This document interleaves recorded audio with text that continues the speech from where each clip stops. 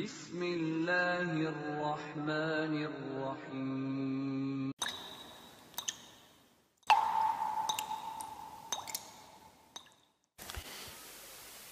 Assalamualaikum Ustaz. Waalaikumsalam warahmatullahi wabarakatuh. Berbicara tentang fasik. Saya nggak pernah bicara fasik tadi, saya bicara tahajud. Pertanyaan yang lain. Munafik, bagaimana jika kami yang baru mau berhijrah, namun nafsu kami masih sangat tinggi dikarenakan kami masih mudah, karena itu kami masih sering sekali berbuat baik, terus maksiat. Bagaimana pendapat Ustaz? Saya sudah tahu. Ya sudah kalau sudah tahu. Kenapa nanya? Aneh ini orang. Sudah tahu tapi nanya. Kurang sehat kayaknya. Ya, baik. Saya sudah tahu katanya perbanyak puasa sunnah. Namun saya masih saja terbayang maksiat karena nafsu. Apa yang harus saya lakukan? Baik. Yang pertama adalah Quran surah ke-66 ayat yang ke-8. Itu ditafsir di Quran surah ke-4 An-Nisa ayat ke-17 sampai dengan ayat 18. Kemudian dilanjutkan ke Quran surah ketiga Ali Imran ayat 185. Yang di situ ditafsirkan di Quran surah ke-7 ayat 34. Ini yang paling efektif untuk menghambat diri kita berbuat maksiat. Baik. Yang pertama, setiap orang punya pilihan berubah. Punya pilihan. Jadi kalau Anda bisa memilih yang baik, kenapa Anda memilih yang buruk? Karena itu manfaatkan peluang itu sampai dengan nanti batas kehidupan terakhir kita. Apa batas kehidupan terakhir itu? Yaitu ketika ajal menjemput.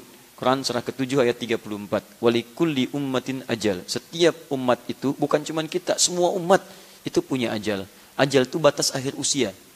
Yang dirahasiakan oleh Allah, tidak diberitahu supaya kita bisa bersemangat kemudian menggali bekal-bekal terbaik untuk pulang. Kalau diberitahu, Anda nggak akan semangat menjalani urusan dunia. Itu namanya siapa? Sayyib. Masya Allah. Sayyib, Anda disampaikan akan meninggal malam ini jam 9 kurang 3 menit. Dan kurang 3 detik. Masya Allah. Apa masih berhasrat untuk pulang dan keluar dari masjid? Tidak. Di sini aja. Ya Allah, ampun dosa saya Allah. Saya besok kan ada ujian. Gak peduli. Ya Allah. Terus saja begitu. Makanya diberikan hal yang gaib sifatnya supaya serius mendekat kepada Allah Subhanahu wa taala. Tapi supaya juga tidak sembarangan. Hati-hati, tidak sembarangan. Karena itu bagaimana cara ajal itu diambil? Ada maut namanya. Quran surah ketiga ayat 185. Kullu nafsin dha'iqatul maut. Setiap jiwa itu akan merasakan kematian. Dha'iqah itu bukan hanya merasakan. Tapi semua yang merasakan itu nanti akan punya rasa. Tapi tidak setiap yang punya rasa punya persiapan. Ingat baik-baik. Ada yang punya rasanya itu 5 menit sebelum meninggal. Karena 5 menit sebelum meninggal nyawa sudah di kerongkongan. Sudah tidak punya persiapan. Akhirnya tidak ada persiapan untuk kembali berubah jadi lebih baik. Ada yang rasa-rasanya, Masya Allah, sepekan sudah merasa. Ada yang besoknya meninggal, sehari sebelumnya sudah merasa. Bahkan mengumpulkan saudara, nyampaikan ini dan itu dan seterusnya. Dan banyak sekali teman-temannya seperti itu. Ulama-ulama saleh. Bahkan ada yang menyiapkan kain kafannya, ada yang menyiapkan liang lahatnya. Ada punya rasa dia. Dan diberi persiapan oleh Allah untuk bisa membiasakan itu. Saya pernah dengar kisah, dan ini kisah nyata. Disampaikan langsung oleh bagian dari keluarganya. Dan saya menjadi saksi ketika ditelepon wafatnya. Itu teman-teman sekalian, ada seorang ibu, itu ahli ta'lim. Dan saya wasiatkan berikan nasihat yang kuat kepada para akhwat ibu di belakang supaya memegang teguh juga nilai-nilai kebaikan ini. Itu cinta sekali dengan ta'lim. Ikut sana, ikut sini. Dan suaminya saleh, anaknya juga baik-baik. Sampai keadaan beliau terkena penyakit yang luar biasa, diabetes dan seterusnya, sampai kakinya sudah nggak bisa bergerak lagi. Keadaan sudah lumpuh. Tapi tahukah Anda apa yang terjadi? Setiap mendengar ada ta'lim terdengar ke telinga beliau, maka beliau meminta suaminya untuk menggendongnya menghadiri taklim. Gendong. Dan suaminya juga luar biasa, gendong. Berangkat, naikkan ke motor, sampaikan, duduk, setia, selesai, pulang lagi. Satu ketika, teman-teman sekalian, dihukumi oleh dokter secara medis dan klinis, dia sudah nggak bisa ngapa-ngapain lagi. Sudah nggak bisa, sulit dan seterusnya. Tapi tiba-tiba ada sesuatu yang terjadi luar biasa indah. Pada satu ketika, si ibu itu yang ada di kamar dan seterusnya, tiba-tiba mengagetkan semua yang ada di rumah pada saat itu. Ketika datang ke ruangan tengah dengan pakaian yang luar biasa bagusnya. Ternyata ibu ini bisa bangun dari tidurnya. Dia ngambil pakaian terbaiknya, yang paling halal yang ia miliki, dari nafkah suaminya. Dikenakan pakaian itu yang sangat luar biasa indahnya, bagus. Kemudian datang ke ruang tengah, dipanggil suami dan kedua anaknya. Begitu dipanggil teman-teman kaget, belum hilang dari kagetnya, digenggam tangan suaminya begini, dan minta pada anaknya, tolong buatkan susu. Dibikinkan susu pada saat itu, belum hilang kagetnya diminum, tolong bacakan Quran, mama ingin dengar. Begitu kedua anaknya baca Quran, ibunya tenang begini. Sampai tak terasa ikatannya, pegangannya sudah sedemikian kuat. Ketika dilihat ternyata tangannya sudah kaku, meninggal dalam keadaan diberikan air susu oleh dua anak yang telah disusui oleh ibu ini, dan dibacakan Quran. Kepergiannya dibacakan Quran oleh anak yang telah dikandung dan dilahirkannya. Anda bayangkan, kita tidak bisa mengelak dari kematian, tapi kita bisa mempersiapkan diri meninggal dalam keadaan yang terbaik. Maka itu kata para ulama, jika Anda tergerak untuk berbuat maksiat, bayangkan seketika akan diwafatkan oleh Allah Subhanahu wa taala. Itu yang paling mudah. Teman-teman yang kerja baik di Pusi atau tempat lain, kalau ada tawaran kontrak yang tidak baik, yang tidak jelas, bayangkan ketika Anda tanda tangan, Anda diwafatkan pada saat itu. Itu akan menjaga diri Anda. Dan ingat baik-baik, rezeki itu nggak akan tertukar. Nggak akan tertukar. Anda mustahil diwafatkan kalau rezeki Anda belum diberikan secara sempurna. Anda cari yang halal, dapatnya segitu. Anda cari dengan yang haram, dapatnya segitu. Kalau bisa dengan yang halal, kenapa cari yang haram? Perbedaannya cuma di keberkahan. Berkah. Dapat dengan cara yang halal, berkah. Cara yang haram, hilang keberkahannya. Itu poinnya. Jangan bangga mengambil yang haram, dapat 100 miliar. Memang rezeki Anda itu 100 miliar. Anda cari dengan yang halal pun dapatnya segitu. Ngapain Anda cari yang halal dengan cara yang haram? Ngapain cari dengan cara yang haram? Gak ada kerjaan Anda. Maka dari itu ketika Anda menemukan peluang berbuat maksiat, bayangkan diwafatkan pada saat itu. Itu yang paling mudah. Dan ingat, malaikat ketika akan mencabut nyawa, dia punya tupoksi yang jelas. Tidak akan tertukar, tidak akan milih, dan tidak akan memberikan kabar dan sebagainya. Karena itu, baca tanda-tandanya, selalu dekatkan diri kita dengan Allah Subhanahu wa taala. Kemudian cara terbaiknya, setelah itu kita paham, segera bertaubat. Maka disampaikan di Quran surah ke-66 At-Tahrim ayat yang ke-8, "Tubu ilallahi taubatan nasuha."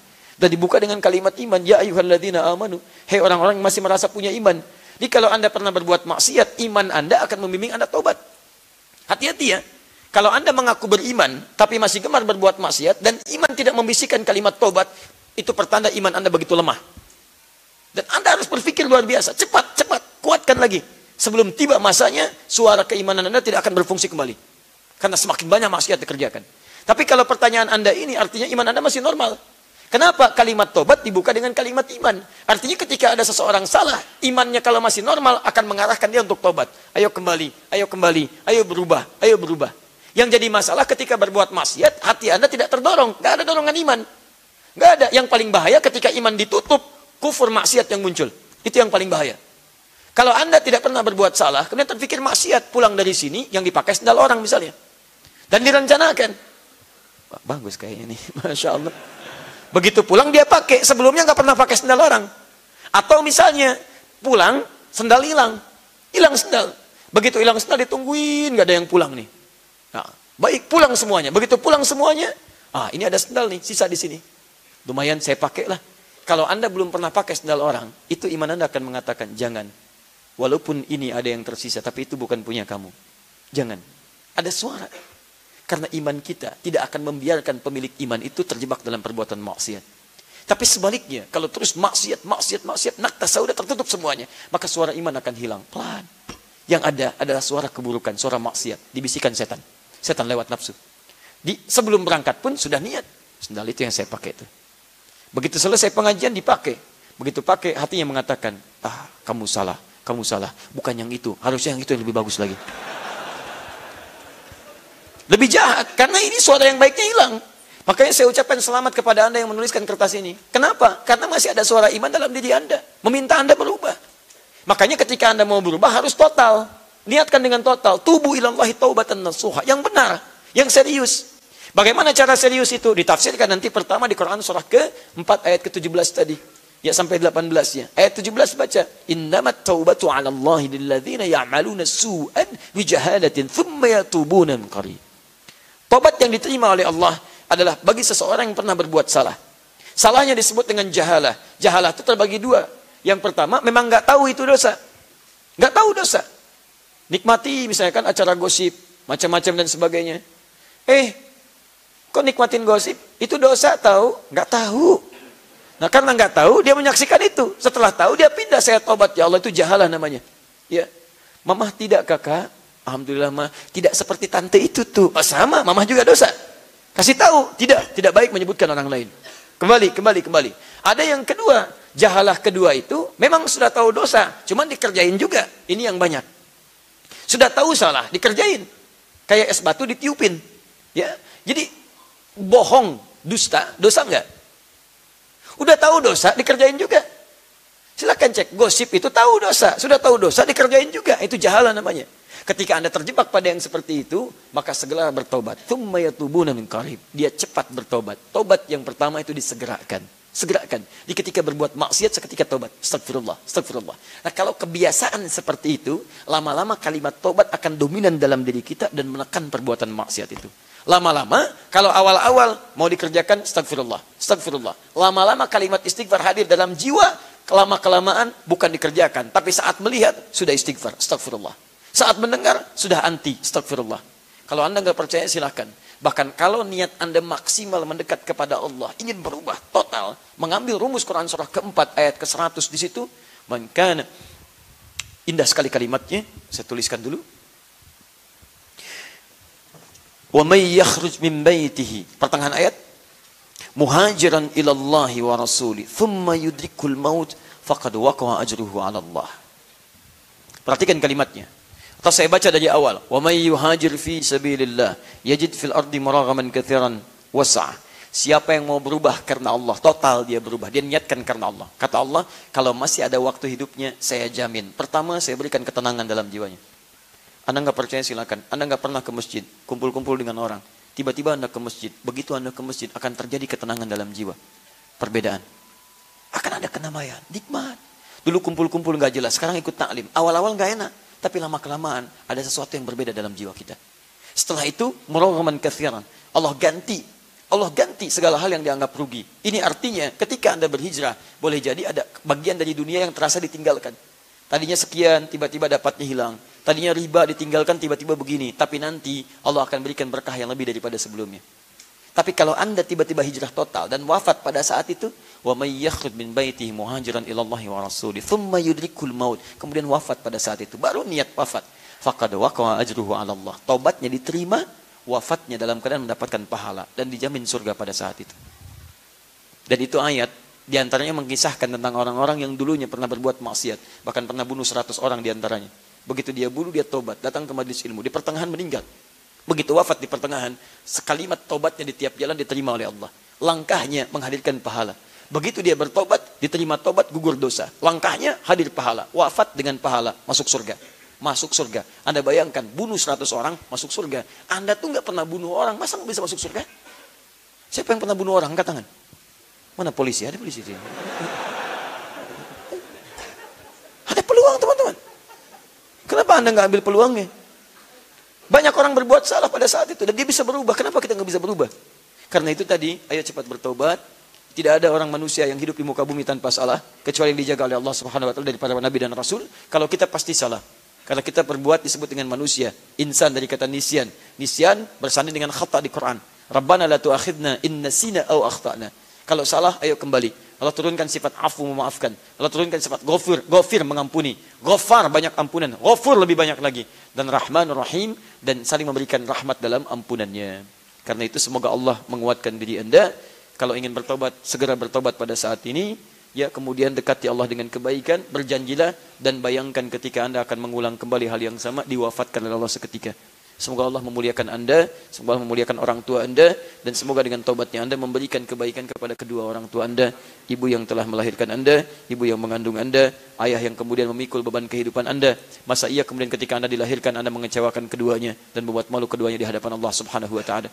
Tidakkah Anda bayangkan ketika ibu Anda dipanggil, ayah Anda dipanggil dan kecewa dengan Anda, dan Anda dipisahkan dari ibunda dan ayah Anda, dan berteriaklah ayah Anda memohon kepada Allah supaya Anda bisa dikembalikan ke surga, tapi tidak ada daya karena pada saat itu pilihan Anda. Anda mau bahagia, maka pilihlah berubah hari ini. Tapi jika Anda memang berniat untuk masuk neraka, itu pilihan Anda. Dan jangan pernah kemudian itu disampaikan pada orang lain. Teman-teman sekalian, itu yang bisa kami sampaikan. Sebagian dari pertanyaan kami akan simpan. Dan izin saya menyampaikan beberapa informasi.